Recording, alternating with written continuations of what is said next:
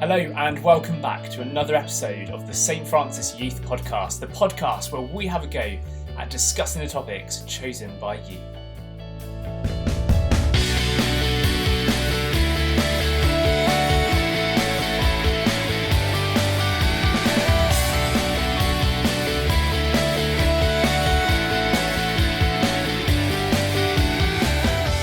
Welcome back to another episode, and I know what you're thinking. You think we've peaked. We had Rachel Gardner on the last episode. What an episode that was. That was a great conversation. But we haven't peaked. We're still on the way up. This evening, we've got the wonderful Harriet Cable, everyone. So welcome to Harriet for this episode of our highly successful podcast. Have you watched any of them?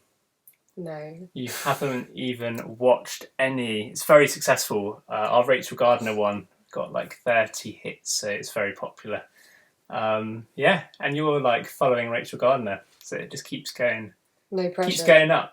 We've obviously not hit our peak, but welcome. We've got some quick fire questions for you, if that's all right. That's fine. Yeah? Okay, here we go. So Tom wants to know what my best feature is. So if he means by looks, probably your eyes. Ah, thanks. And if he means by personality, you are very caring. Ah, they're all very nice things. She'll probably tell me the true answer after this. Thea wondered what your favourite way to eat potato was. I like chips. Chips. Harriet makes some mean potato wedges as well at the moment. They're a bit of a family favourite, aren't they? They are at the moment. And actually, it'll probably be one of the things I touch upon later, but, you know, excess packaging from, like, buying shop-bought chips as opposed to, like, cutting up a potato and then look at that. Eating it as it is. So we're already getting into the content. Eleanor wants you to describe living with me in 3 words. Generally, and I think lockdown has proved this, that we generally do work well as a team. We give each other kind of rest throughout the day, so one of us might play with Amos and the other might do something that helps them to kind of have another outlet like cooking or reading. So we do generally work well as a team, nice. But sometimes it is a little bit frustrating. I think, like everyone, we have our own little habits that are very annoying. What's my worst habit? Your worst habit is... It's a brave question to ask on a podcast to 30 subscribers. Well, I mean, viral. It'll be hard to pin that down, but sometimes when you're getting up to go somewhere, you know, like I like to think, oh, I'll take the dirty dishes out with me, like while I'm going that way. And Paul literally just is oblivious to anything around him that needs cleaning up or clearing up. And I have to kind of remind him a little bit to take something with him when he goes out the room. Wow. Good. Well, welcome to date night at the Cables, everyone. This is going to become marriage counselling very quickly, I think. You still got one more word to describe living with me. You said... Oh, yeah. So, yeah, mainly teamwork and then frustrating at times. Frustration. But we do have fun, I think. Yeah, it's good. It's good. Okay, best day of the week. Friday. Friday's always good. Night in or night Friday night. Friday night. Because then you know you've got the whole weekend ahead of you. Night in or night out? Night out. Yeah. Get away from me for an evening. Morning person or night owl? Well, if it's a night out, then I'm a night owl. Yeah, but on a normal day, it would I just like to sleep generally. Sleep both ends of the day. I can't pick one. How do you like your toast? I like it slightly overdone, but buttered straight away. Burn and the butter has buttered. to like melt into the bread. Like it has to be that warm that the butter melts into it. Yeah. I like lots of butter on that bit. I agree with, but it shouldn't be black. Not right. Marvel or DC? DC. DC. Movies or books? Movies. Movies. And your top tip for surviving isolation? Give yourself little projects to do. So I've been doing a project which involves not washing my hair with shampoo, which I've always wanted to try, so I thought, why not do it at a time where I'm not seeing anyone? And It's been a bit of an experiment. Ups and downs. I think after the first week it smelled quite bad, but then it went up. So The smell level. yeah. That got better.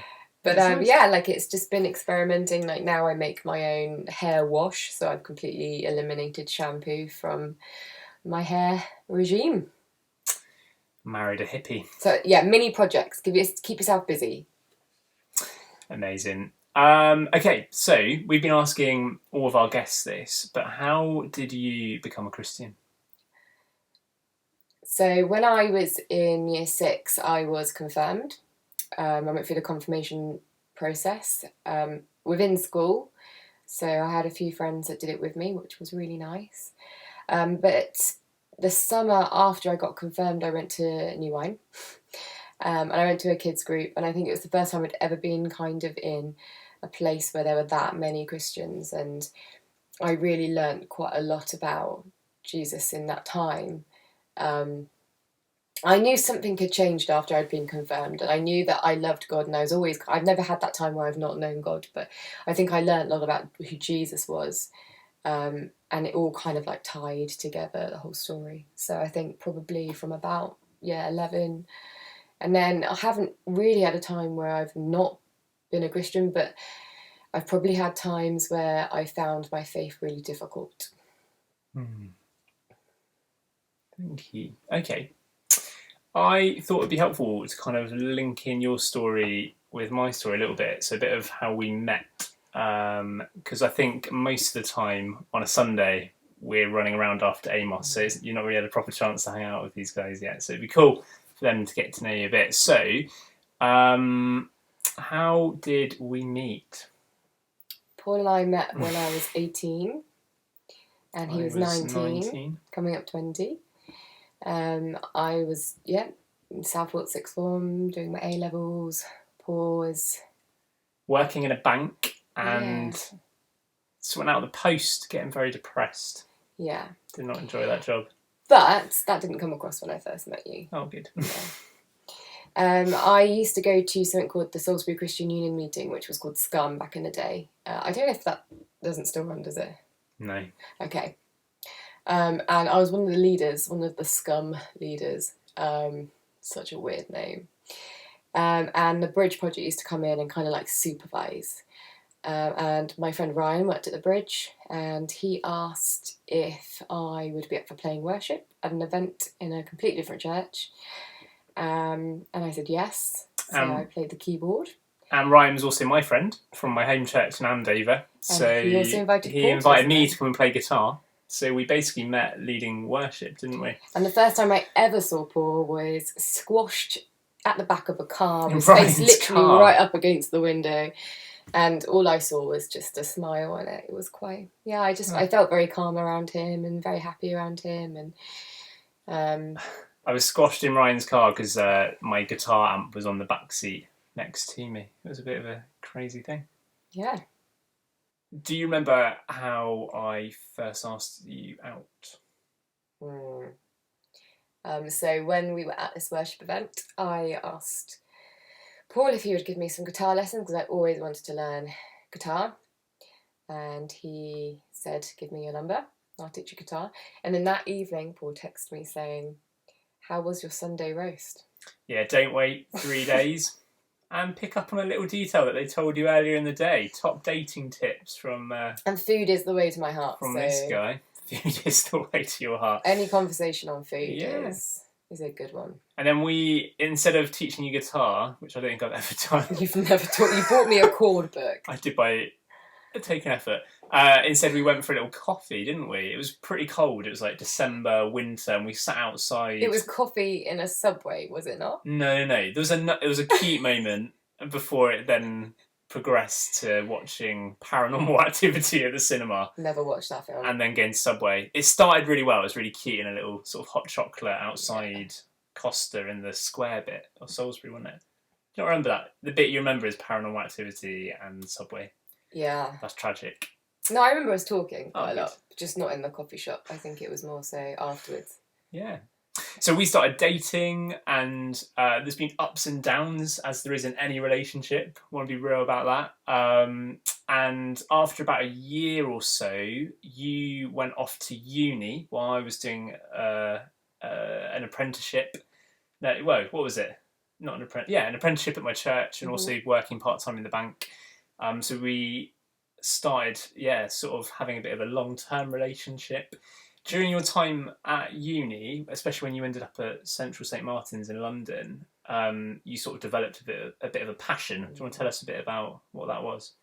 It probably started in my Art Foundation diploma, which I did at Bournemouth. I started really exploring. I was always interested, but I started really exploring this idea of what sustainability is in terms of our planet. So basically, I wanted to be an eco warrior. I was very interested in looking after the planet. Yeah, amazing. And so your that kind of really affected your approach to doing textile design and art, didn't it? What was the motivation behind this? Like, where do you think that passion and that burden came from? I guess my way of being a Christian was really like I'm happiest when I'm around nature, and I really have a respect and a reverence for God's creation. And I didn't want it to be like this idea that we live on the planet and then at some point it all gets destroyed and then that's it. We just go to heaven, and we live with God there, and it didn't matter what we do on earth, but we go to heaven and that's fine. I didn't really like that. Didn't really resonate with me, and the nature of God and how He valued creation when He set about creating it. So I kind of developed this way of thinking, which was to look after God's creation, and it didn't really fully make sense until we met and talked about it later on. But I guess it was God kind of training me, or starting to have these ideas, so He could be training me up for something. I think that's probably kingdom work. Okay, so when we're talking about textiles, what are we actually? Because I guess most of our minds would go straight to the fashion world. Is that right, or is there other layers to it as well? Yes. Layers, pun intended. So, the textiles industry can be really quite destructive on the environment. And as a creator, as a designer myself, I wanted not to be kind of contributing to this damage that the textiles industry was causing. And I think it was going to a lecture and realising what the effects of the fashion industry had on the planet. I know that Stacey Dooley's recently done a really interesting documentary that basically sums up everything I learnt during that time. 700,000 tons of clothing goes to landfill each year, and something like that equates to something like £30 billion worth of clothing, which just seems so wasteful and so tragic, that all of this kind of hard work into creating something actually just gets wasted, and it's on to the next new thing that we can have. And consumerism just really sickened me. So I wanted to be a creative person, and I wanted to make nice things for people, but I didn't want it to be at the expense of our planet. Yeah, that's amazing. We'll put the link to the Stacey Dooley documentary. I said her surname. Or didn't watch Strictly Come Dancing. I did not. So as well as textiles sort of clogging up God's planet that He loves and wants us to treat well, what sort of other effects does textiles have on our planet? So one activity I love doing in school, because I'm a teacher, I love giving kids to kind of think about is the effect on the materials that we're using and the effect that they're having on the planet as well, through production, through the very start of where they're made. And this can involve water usage, so something like 15,000 litres of water will go in total production. That's growing the plant and making the fabric and washing it and bleaching it, goes into the production of just making one t-shirt and one pair of jeans, which is just crazy. That's 15,000 litres that we've used for just one t-shirt and one pair of jeans, which is just phenomenal. I think that fact's right, but it's a lot of water. And I just didn't really like the idea that it was so wasteful again. Like the landfill thing, everything just seemed so wasteful and pointless. And why were we doing this extent of wasting something when obviously people are desperate for water elsewhere, and it just seems so stupid to me to be kind of contributing in that way, which was such a negative way. I wanted to be contributing in a positive way. I guess the textiles industry does have that knock-on effect to people as well, doesn't it? So often, Exploitation. exploitation. So if it's not, treating the workers badly in a factory, it's actually, growing cotton on fields that actually the locals should be growing their food on, or taking away the locals' their water supplies as well.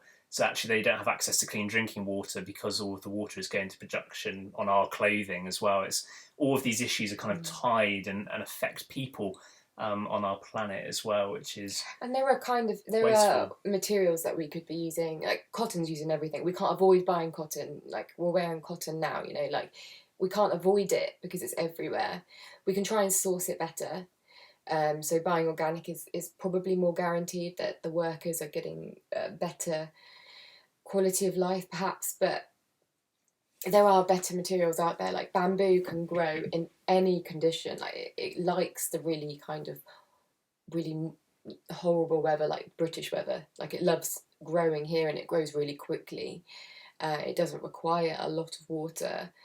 And it has the same feel and the same qualities as cotton does, but it's just not used on a mass-produced scale yet. And I think hopefully that is something that will start to be used a bit more. Okay, so as well as sort of swapping and changing, what other things can we do when it comes to buying clothing that's going to be helpful for the planet and for people? So I wrote my whole dissertation on how doable it is to be sustainable. Like, is it actually something that we can do? But one of the things I wrote a chapter in my dissertation on was that actually we have to try and just not have as much. Or if we're gonna buy a dress, for example, instead of buying lots of cheap dresses, which are probably cheaply made, that are probably not made in the best conditions or given the workers the best conditions to work in or be paid right, and we don't really value them because they're so cheap. We kind of think, oh, it doesn't matter if I donate that, or it doesn't matter if I throw that away or throw that out, or if it gets holes in it, because it was so cheap I could just buy another one. But actually instead it makes sense to save up and to really kind of look forward to buying something or investing your money into something that maybe is more expensive but made really well by a really ethical brand that prides itself in organic and fair trade and recycled materials. And it takes more money to make these things, so they have to charge more. They have to pay their workers more. So it makes sense to save up your money and to buy something that is maybe a bit more expensive, but in the whole grand scheme of things, you're spending the same amount of money. And because you make that product last, you really value it more, because you've spent more, things you spend more money on, you value more and you keep hold of. And that makes sense to actually just buy less and just to save up your money and then get something you really want and then treasure it. And we found it quite fun to raid charity shops as well.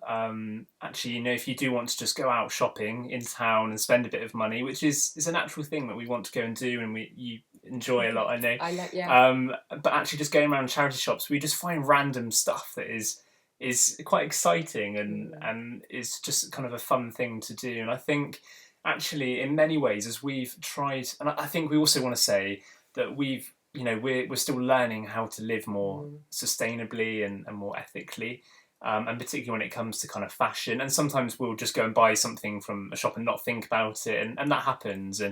But I think there's been a general sort of desire for us to just keep trying these things and just knowing that slowly they're making a difference. But the difference hasn't just been on the planet and the people, but I think it's been on us as well. We've learned to live a bit more simply. We've not needed as many clothes as perhaps we would have just gone out and bought before.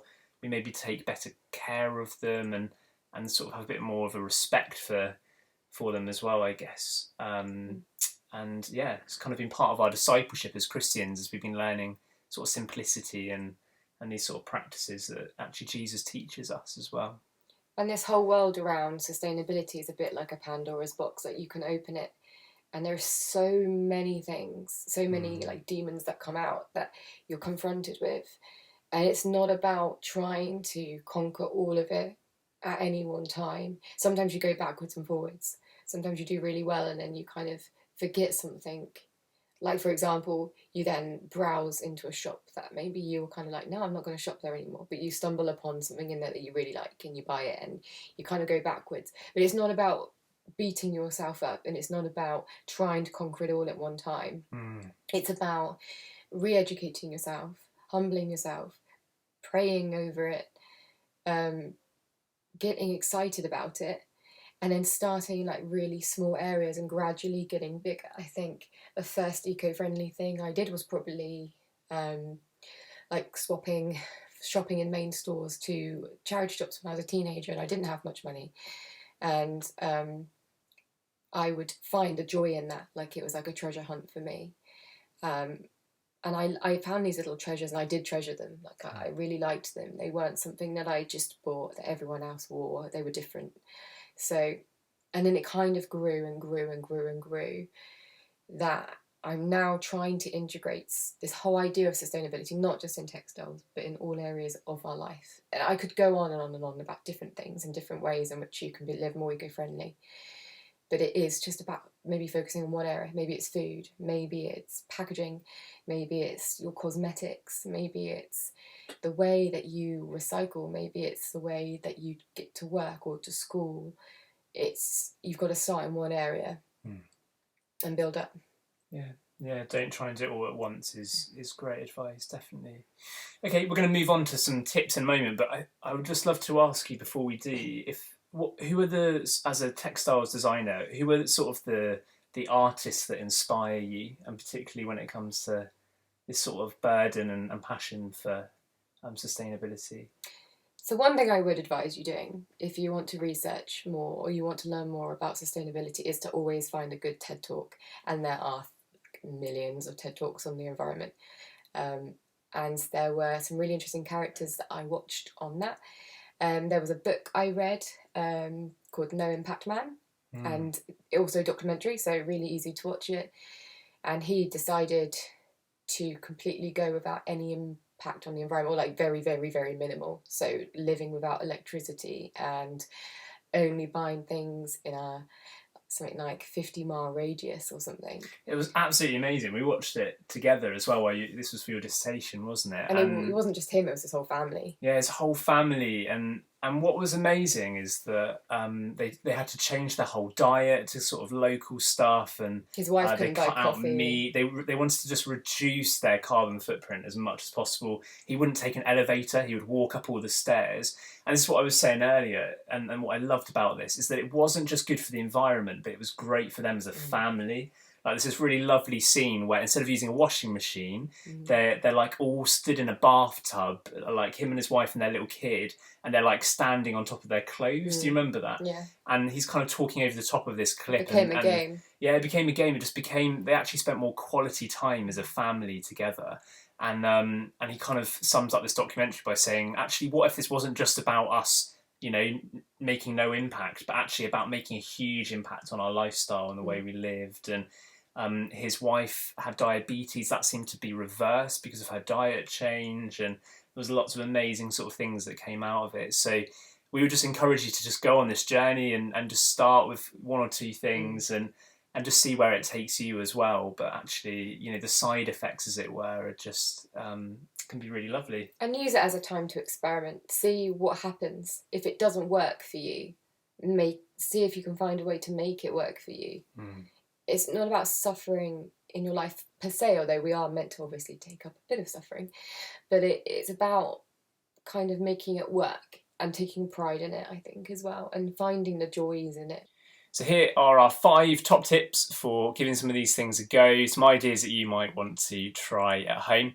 The first one is cutting down on meat consumption. I remember on honeymoon, Harriet saying to me, Paul, I would love us to eat less meat or to stop eating meat. And I was a huge meat eater. My family had just always consumed lots and lots of meat for most meals. You weren't really, but you did eat some meat. I didn't eat it at uni, but I would maybe eat it at the odd occasion. Yeah. And I just thought, oh, Harriet, you've tricked me into this marriage and now you're taking away my food. I'm joking, I didn't really think that. But actually, no, I was up for giving it a go, and you made some great arguments. We just felt that often we were eating it because that's what we had always done. And actually, when we cut down, at first we just cut down, and we would make sure that we source sort of quite sustainable meat. We'd spend a little bit more on it, but collectively it was probably about the same because we were eating less of it. And it forced us to try some new recipes and a lot more vegetarian and vegan stuff. We just discovered we really enjoyed it. They're great diets. We really enjoy eating that food. Harriet's gone fully down that way and has gone vegetarian and pescatarian. She'll still eat some fish. And I at home am veggie, but I enjoy a bit of meat if I go out, or occasionally we'll have a barbecue or something like that. But again, it's just thinking about cutting down on it actually, and the impact that has. Cows as well, don't they, cause a huge impact of methane on the environment. And it's not that cows are evil or bad, it's just that we're just bred too many of them because of overconsumption. So the problem is not eating meat, the problem is that we're eating too much meat. And so we can make a huge impact on the environment just by cutting down and maybe having some meat-free meals and learning new recipes.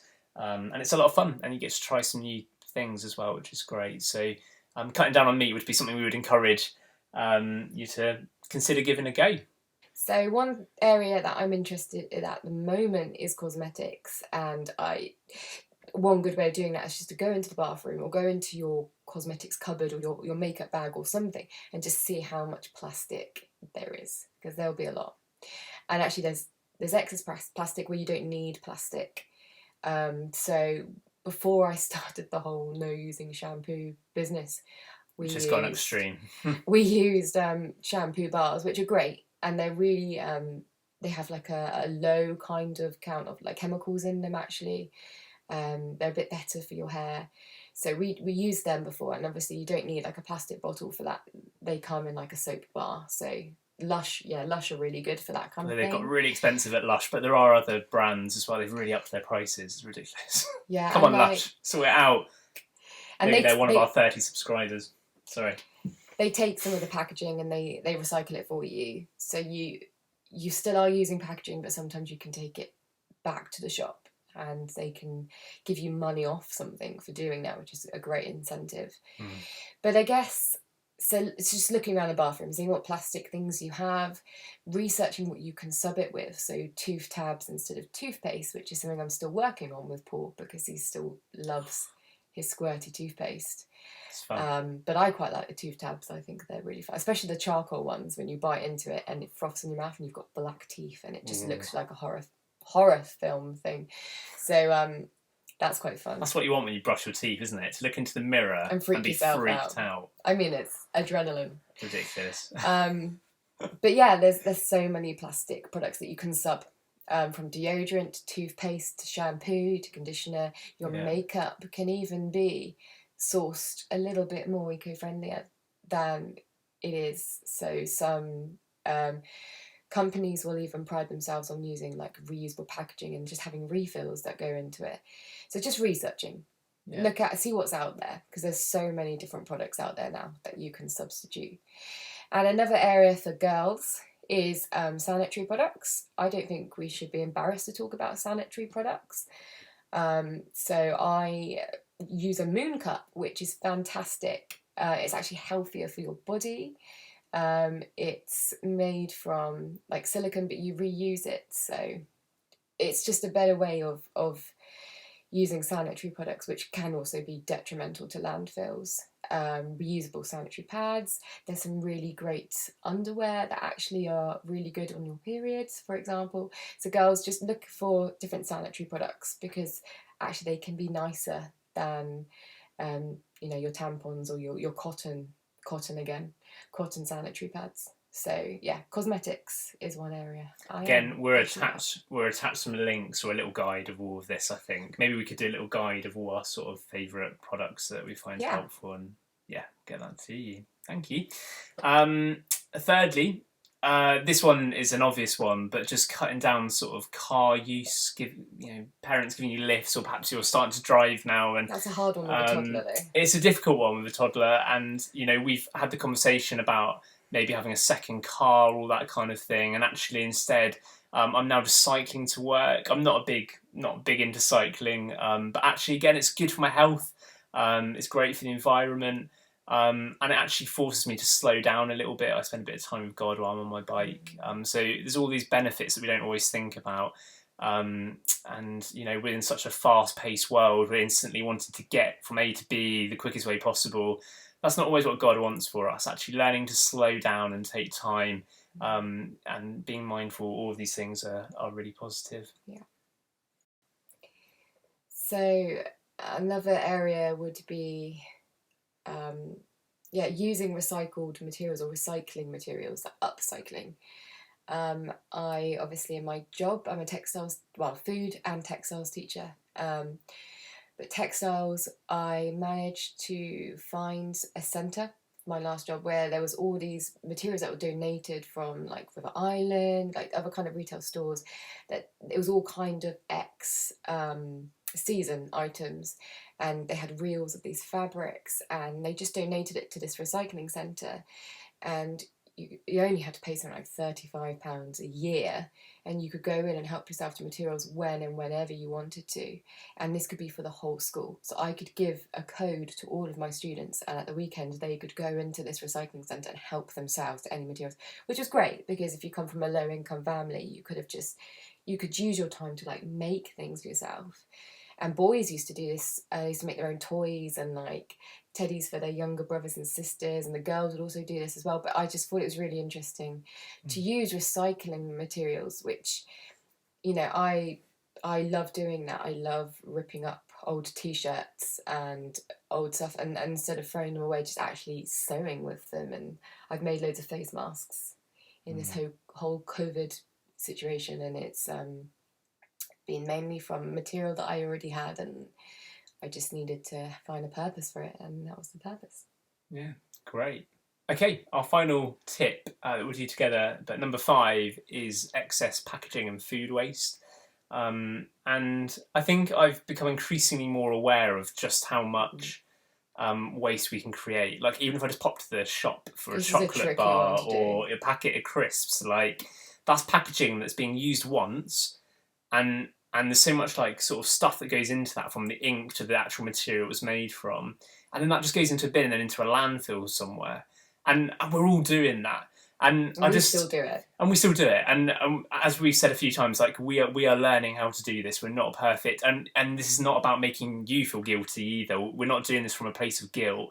We're doing this from a place of creativity. I hope that we're just trying to learn creative ways of being able to live more sustainably and enjoy and look after God's good creation. But this is a tough one that, so some practical things that we've done and we're not great at, but just finding time to actually make homemade snacks that we can take, making sure that we're taking lunch to work with us each day that is in a reusable tub. Yeah.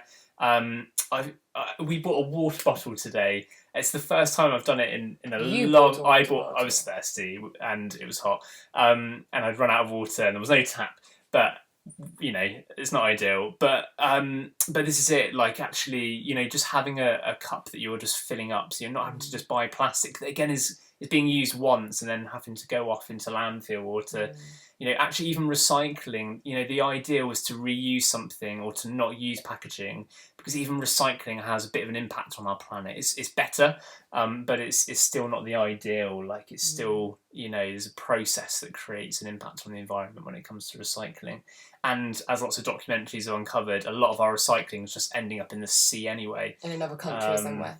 Yeah, we're literally dumping our rubbish in other countries. Yeah, it's not good. It's not good. Have you got anything else to add to the waste and food?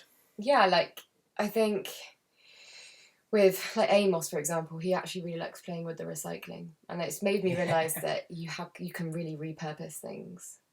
His favourite thing to play with is used milk. We have oat milk at home, and he likes to play with the oat milk cartons and pretends there's still something in it and goes, Makes us breakfast with it as well. He makes us pretend breakfast with sweet. it. Asks us if we want a cup of tea, and then gets the oat milk carton. But there's loads of creative stuff on Pinterest for sort of reusing or upcycling things. So making pen cups out of things, or there's lots of stuff, and it can be quite fun to do. Yeah, and like, we talk about plastic so much, and plastic's such a hot topic with like the ocean and landfills and stuff. So much food is packaged in plastic, and sometimes that is to prevent food waste. So sometimes there is a good motive for using plastic packaging and a place for using plastic packaging, because food waste itself is another issue. So sometimes you have to kind of pick the better of two evils. But plastic packaging is, we don't actually fully know the complete lifespan of plastic yet. They think it's about 200 years. So every time you buy something that has plastic packaging, just think about that. Think about the lifespan of this packaging of the product. It's going to outlive you and all your future generation, probably, that you will ever know. So just thinking about what materials you're using. And if you can, like, you obviously may not do the food shopping yet, but just try and think about things that don't need to be packaged. So trying to buy fruit and vegetables loose, or going to markets, which are really good because you can take along your own tubs. And yeah, absolutely. It stops you eating snacks as well. Like, I found, like, I sometimes go into a shop and I could really do with something that's obviously packaged in plastic, and I'm just like, oh, like, what's more important? And like, obviously my hunger sometimes gets the better of me, but I think it actually has stopped me snacking so much. And again, we're not experts on this, and we don't want you just to take what we've said as gospel. We want you to go away and go on your own journey, your own adventure, and discover this for yourself, and educate yourself, and give things a go, and then use that to influence others. And I think that's how we make a difference with this stuff. It's as we begin to change our lifestyle, others will see the side effects as well, that actually this stuff brings us kind of quite creative options, or brings us into deeper relationships. And so I just wanted to end really because COVID-19 is a season where we've seen that, where the planet has benefited from us slowing down and staying at home. I am not saying that COVID-19 is a good thing. It's been disastrous, and we're praying for all the families that are suffering as a result. What I'm saying is it's highlighted that we need to slow down as a world, because actually it's better for our world, it's better for our relationships. And so I hope that through this disaster, actually there will be some good things that come out of it that we'll learn. And I think this is a really good time for us to be as we kind of go into a new normal, to be thinking about how we might be able to start making a real difference on our lifestyle and our consumption choices as well. Yeah, and I think if you disagree with any of the things that we've said, which is, I've had so many conversations with people who just don't agree with beings. Like, what's the point? Because the world's going to come to an end anyway. Or like, we eat cows, so there's less cows, but like, that's a counterproductive argument. But sometimes you'll disagree with someone, and actually that's okay. And that's okay. Like, I really kind of say to people when I talk about sustainability that I'm not there to judge their lifestyles. Like, for example, I'm not there to judge people who eat meat, because meat is actually quite yummy, and it can be an art form for chefs, and it can be like, people earn a living from producing meat, and that's really important. That needs to keep going. So it kind of try and have these conversations with each other and learn from each other, disagree with one another, educate one another. I'm sure that I've been educated by many people in my time about the environment, and I have so much more to learn when it comes to it.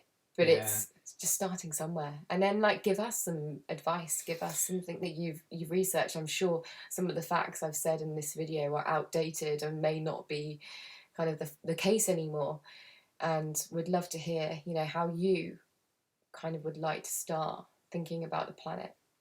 Yeah, absolutely. One way you can do that is our sort of Instagram takeover 2.0. Instead of 6 posts on the 5 ways to wellbeing, we're doing 3 posts a week, and the first one is Environmental Mondays, and we would love you to be posting your tips about how we can be treading lightly, looking after this planet, and just living responsibly.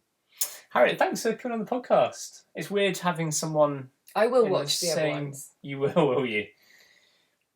We'll see. We'll see. But I genuinely will listen to them. Oh.